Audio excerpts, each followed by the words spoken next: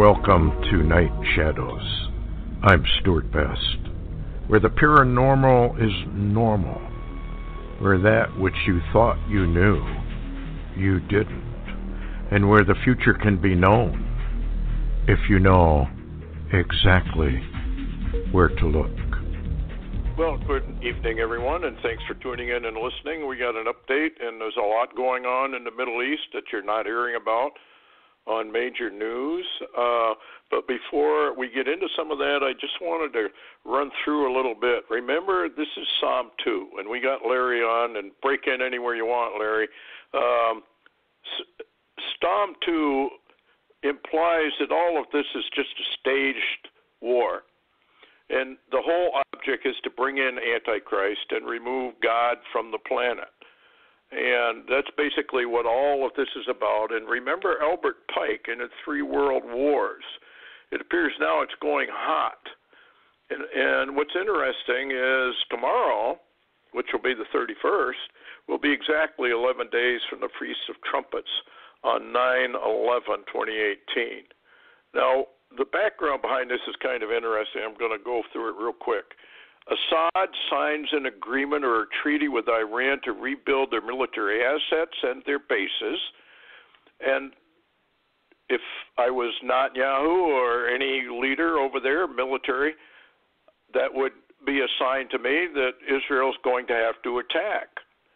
Because remember, they said that Iran has to remove all its forces from Israel or from Syria. Remember also Wesley Clark, who was commanding general of NATO, said that he was told by Deep State that they were going to topple 7 nations in the Middle East. And, of course, you got the people in the Middle East who obviously are not stupid, and they know about all this, particularly Russia. So the other thing I wanted to mention is tariffs and sanctions. If you remember back in World War II, we had sanctions against Japan that were so heavy that it forced Japan to go to war. Who do we have sanctions with right now? China, Russia, Iran, and Turkey, all under sanctions by Trump, and all of them now are joining forces militarily. This is very, very interesting. And the USA military base, according to Israeli News Now, has just set up a SAMS missile defense system. And that base is located near the Syrian-Lebanon border. Another sign, of course, along with massive U.S. military assets, all moving into position to finish out this defense, I guess you could call it, of Idlib. And that brings Turkey into it. It brings Russia into it, and it brings Iran into it right away. Don't forget North Korea. North Korea said they were now fully ready for war. And there was a recent headline, North Korea mapping specific plans for a devastating EMP over the United States. And the president has urged to create special commissions similar to the Manhattan Project. And am I missing anything, Larry? Well, that Idlib that they're talking about, where this thing seems to be going to clash, is actually it's in Syria, but it's near the Iraqi and Jordanian border is where it's at. Yes. And the thing is appears we've got forces moving in there, and of course you mentioned the SAM missiles batteries that have apparently come in there, but this is the threat that Russia has been warning against all along, that because Russia and all the cohorts with it are about to make a move on the so-called U.S.-led rebel forces in Syria and remove them completely. It's a big attack planned, and the U.S. is trying to preempt that or stop that, and Russia's moving incredible forces in the Middle East and other places too. Yeah, the latest from Hal Turner's site, Syria on knife's edge. USS Ross on station in the Mediterranean may be the sacrificial lamb to kick off the war. It says the USS Ross has arrived on station in the eastern Mediterranean Sea off the coast of Syria. Speculation that the U.S., UK, and France are building forces in preparation to attack Syria is rampant, but several new twists to the story have now taken place. For instance, Turkish troops in heavy armor have begun entering Idlib province in Syria. This is the first time that the Turkish army has entered that area, and the decision, to do so is raising all sorts of questions.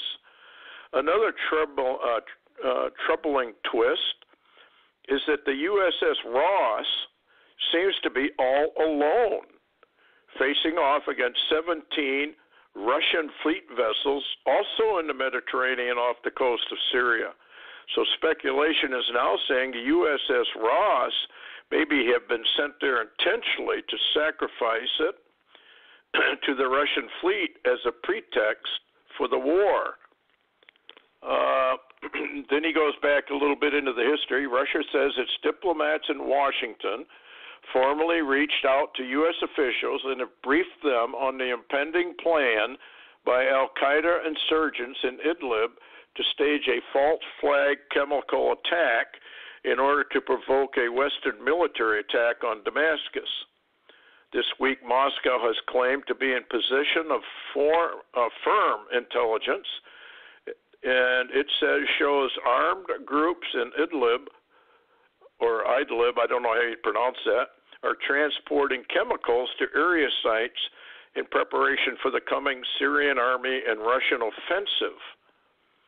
According to RT News, it appears that the State Department has confirmed that the rare meeting took place between the Syrian army and Russian generals, I guess.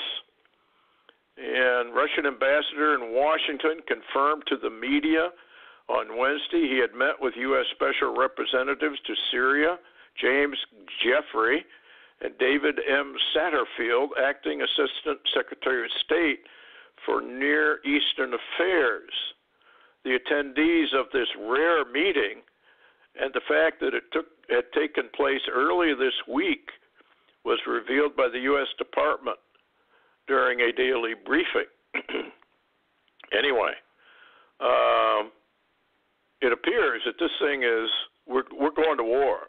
That's what it appears like. What do you think? I mean, with Turkish forces moving in, armaments and troops, we're reinforcing our stuff. Russia's pouring in stuff. I mean, how can this be anything but a huge conflict and World War III? Well, what have you got? What I was going to say is, what's so interesting is the fact that the Turkish troops, you wonder who they're there for. And, of course, Erdogan has been meeting with Putin in special meetings. Yep. And Turkey is one of the recipients of the so-called sanctions by the deep state. And if you remind me... Hello? Can you hear me? I do now. Hello? Seems like, when we get on these things, it seems like we lose. Yeah, he's offline. He's dropped off. I'll wait and see if he calls back. But anyway, let me get back to this while we're waiting. It seems like they might possibly sacrifice this.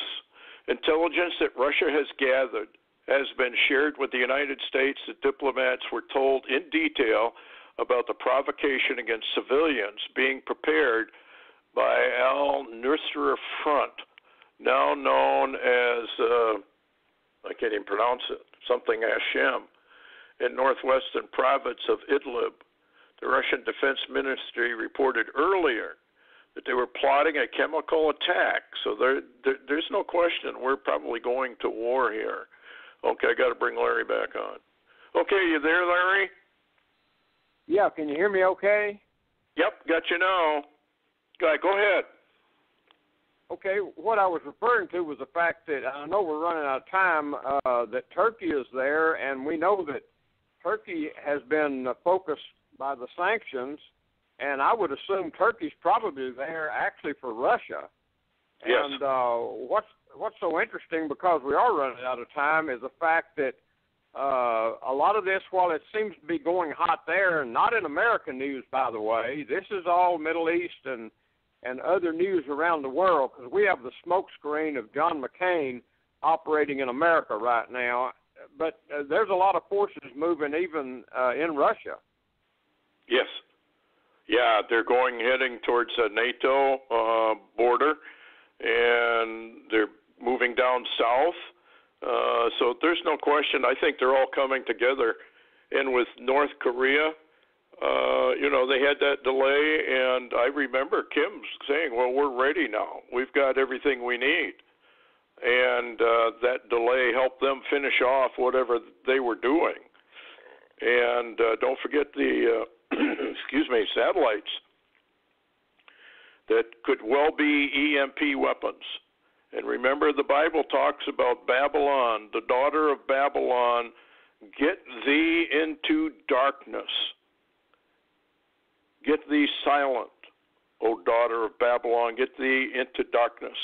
That would mean an EMP attack that would really do some damage to the United States.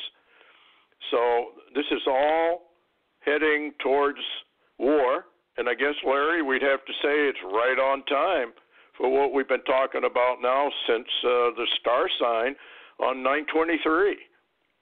And then we had that solar eclipse or lunar eclipse, the red moon over Jerusalem on July 27th. What else you got? Well, I was just going to mention that while we're consumed in America with, smoke screens, and we focus, the only thing American news focuses on is the fact that there's a massive Russian-Chinese nuclear drill operating in the east.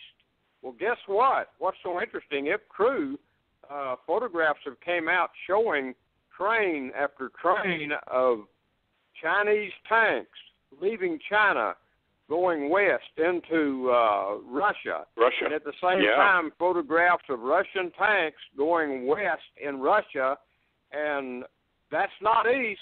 What is west of Russia? That's Ukraine and NATO countries.